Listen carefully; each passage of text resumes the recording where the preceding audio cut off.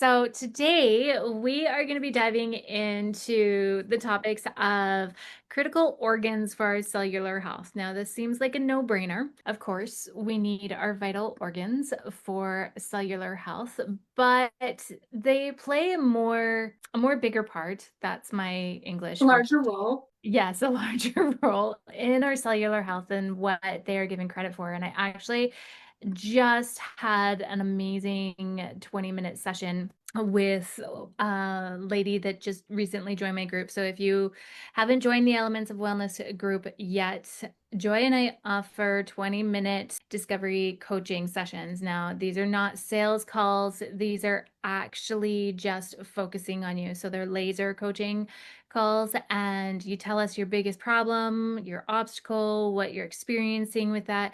And then we get online with you and we jump into business and we give you some actionable action steps and tools and resources that you can start implementing right away. So the lady that I had today, PCOS, and is like, yay, I'm talking about the liver today. So I get to rehearse what I'm about to say.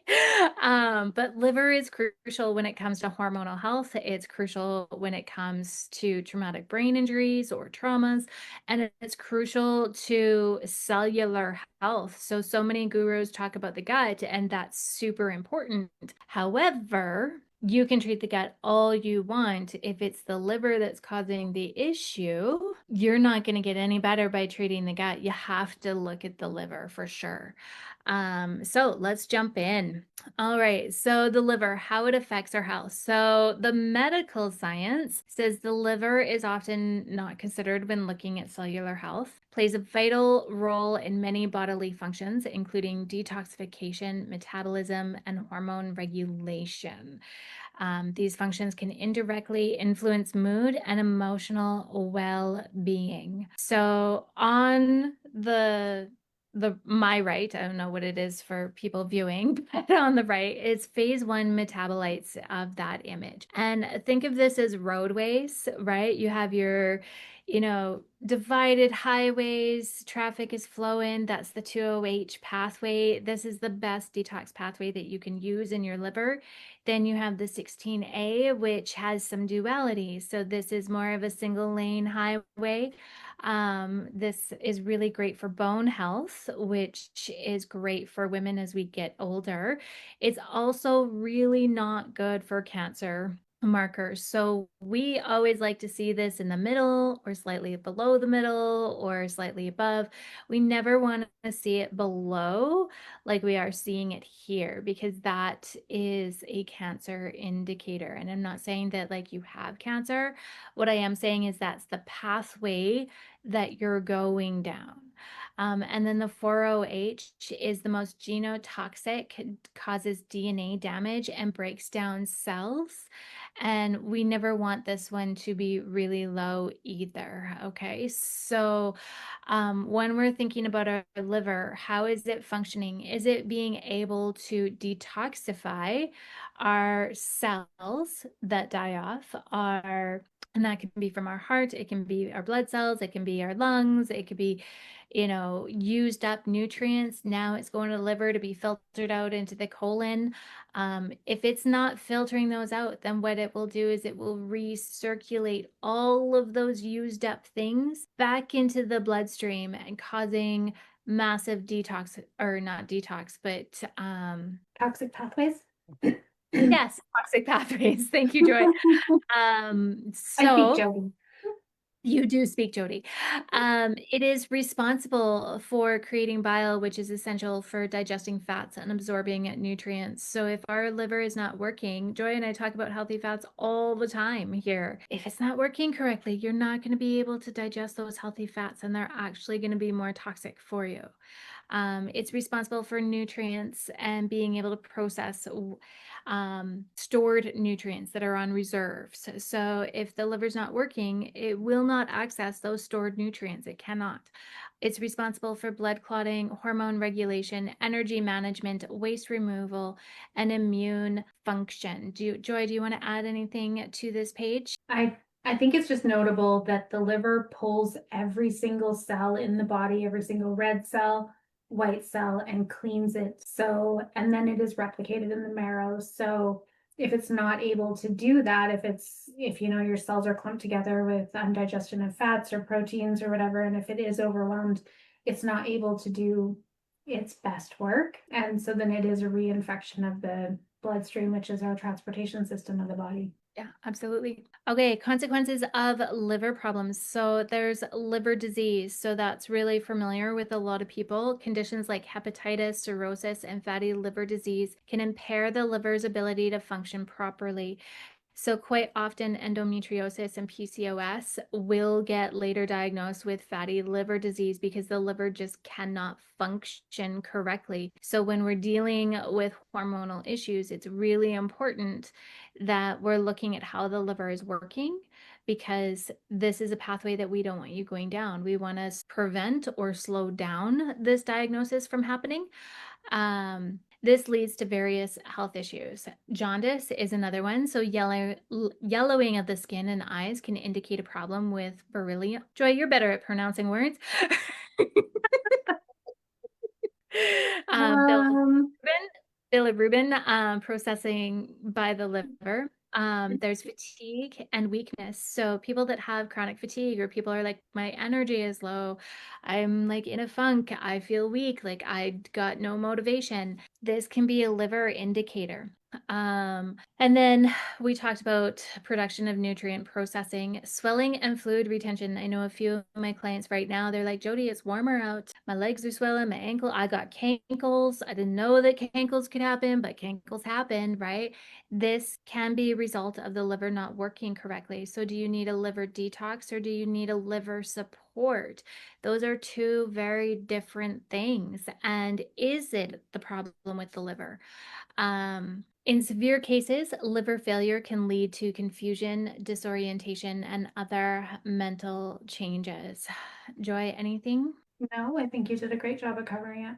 Perfect. So I got this research from the Cleveland Clinic. So everything that I do provide, I do try and cite where I'm getting my data from. It's not just blogs, it's not just vlogs, it's not just some like video that I watched. It is actual journals that I am reading, that I am researching, that I've known about, that I teach my clients. In alternative medicine, okay, a healthy liver is essential for regulating emotions and maintaining of positive energy. And this is where we get a little bit of woo-woo. The liver does hold anger, depression, sadness, anxiety.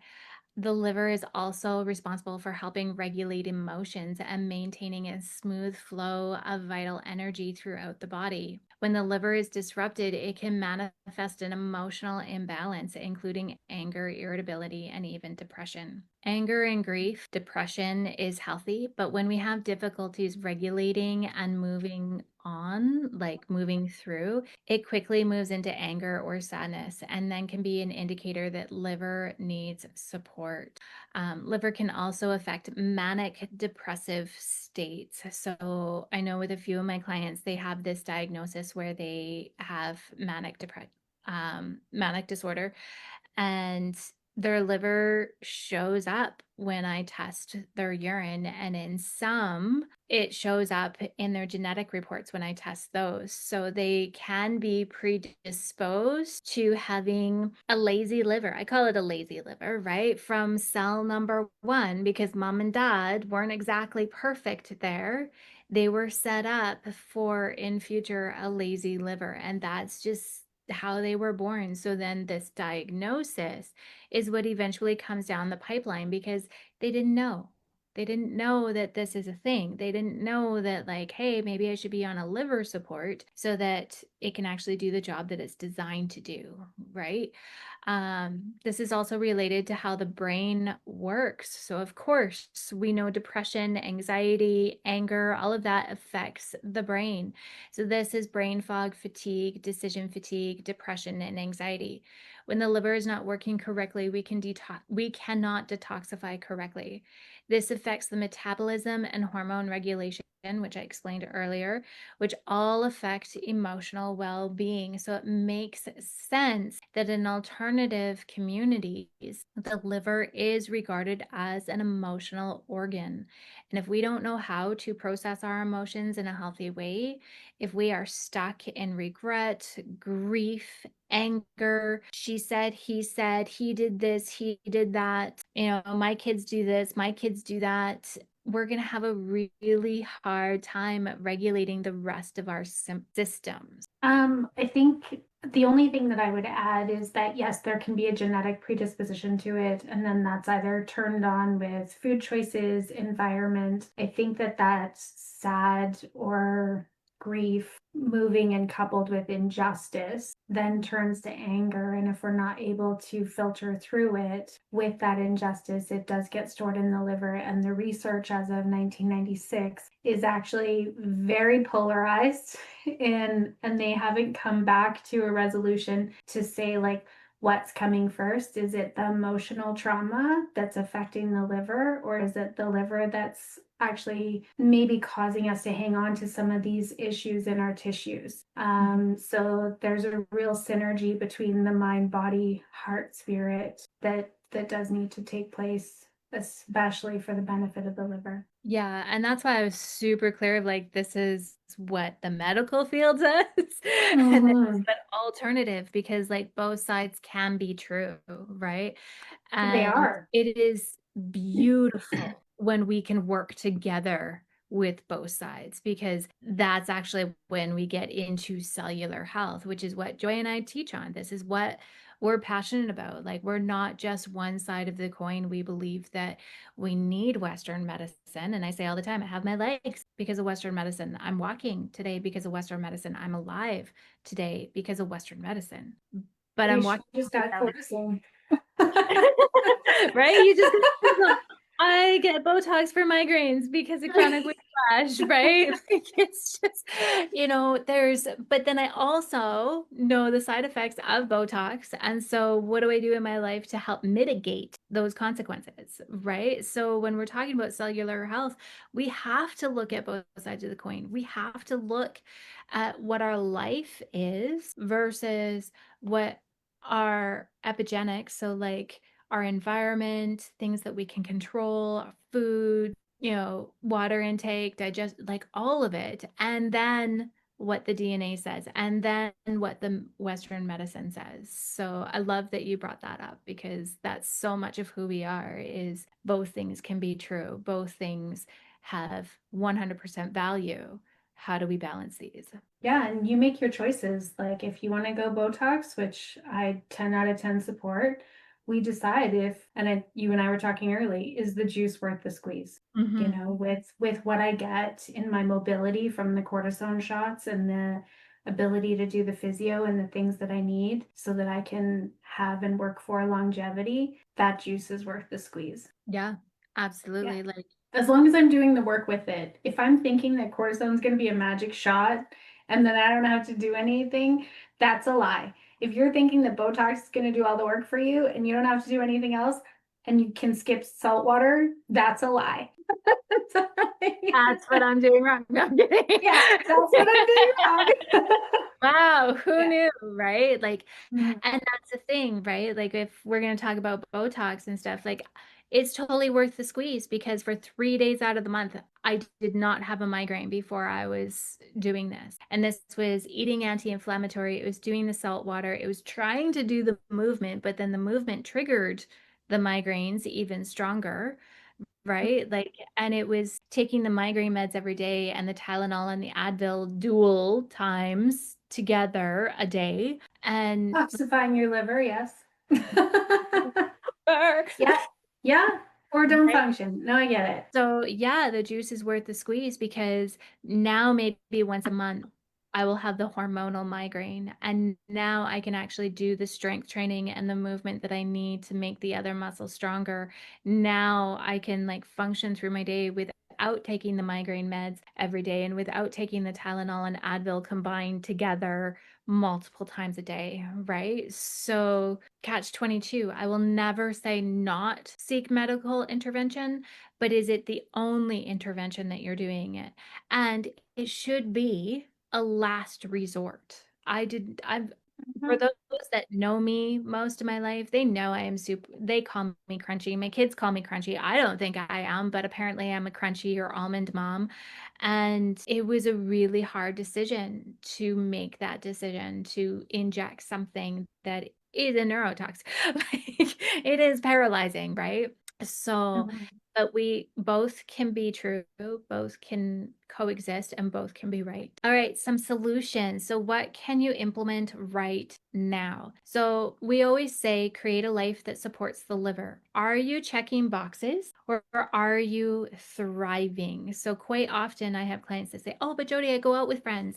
I go out with, I go to church. I go spend time with the spouse. I have quality kid time. I go to work.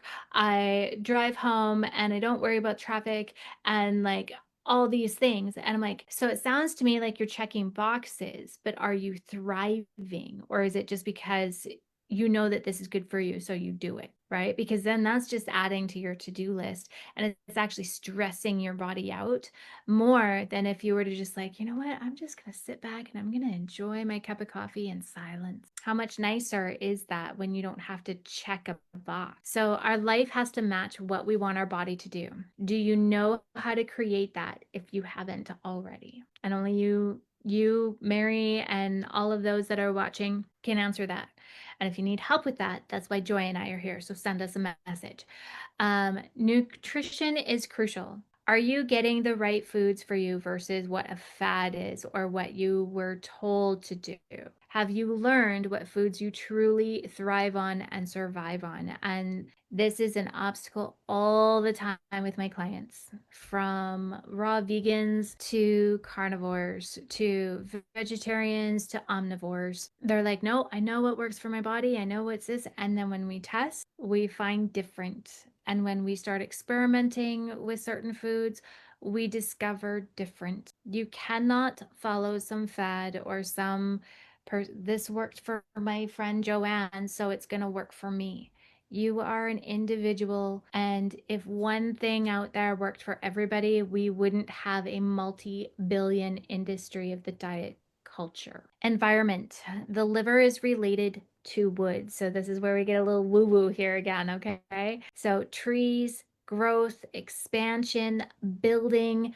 The liver needs to move. It needs to grow. It needs to regenerate. Anger, depression, constant drama creates stagnation in the liver. Are you growing or are you repeating the same lessons over and over? Because this will drastically affect that emotional toll on the liver. Just like that study Joy said, it's like custom duality if they never come back to it. They don't know what happens first, right? Supplements like pharmaceuticals should be a last go-to after everything else is in line. Sometimes our liver needs support or even detoxification. Remember, I said that there's a difference. Often in DNA testing, I see genes that are indicated that a liver support will always be needed. Other times in urine, I see that it needs to be woken up and given what it needs to do the work. Joy, you want to add anything? I think it's really worth noting, and I think is like the final drive home on this slide, would be that the liver is the only organ that grows back. And so if you were to remove part of it, I think up to 3/4 of it actually, it will grow itself back anew. So it is a very, very healing and can be healed organ, more so than others. Yeah. We absolutely have the power to regenerate. Are we giving it what it needs? Mhm. And then laser coaching. So like I said at the beginning of this presentation is we focus on getting you quick wins with no sales. Please go to our website and just click Kickstart Coaching. Laser coaching will be right there, right at the top. It's 20 minutes. Signs and symptoms of imbalance, because maybe you're just wondering like, is this me? Is this not? Tightness in neck and shoulders. As a massage therapist, I see this all the time, right? So it's not just the one symptoms.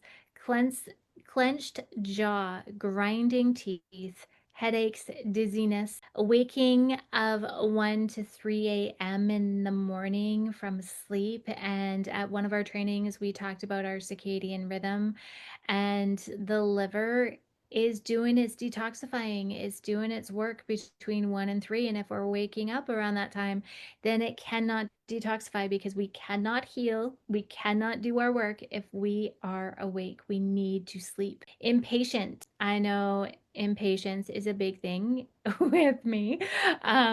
It is a lesson that is constantly being thrown in my face in conversations with Joy on the phone sometimes. You're just learning I patience. think God should give us patience immediately. Yes, yes, I think that. Especially with our siblings. So you can be irritable and aggravated or frustrated with your older sibling for sure. You might have a sister or Those kids, you might just blame your coworkers all the time. So these are all emotional outward expressions of, hey, I need attention. And I say this in my coaching all the time is our body is constantly whispering to us and constantly trying to communicate with us. Are we wise enough to be able to understand what it's saying? Are we being quiet enough to actually listen and hear what it's trying to tell us? Because when we know, we can fix.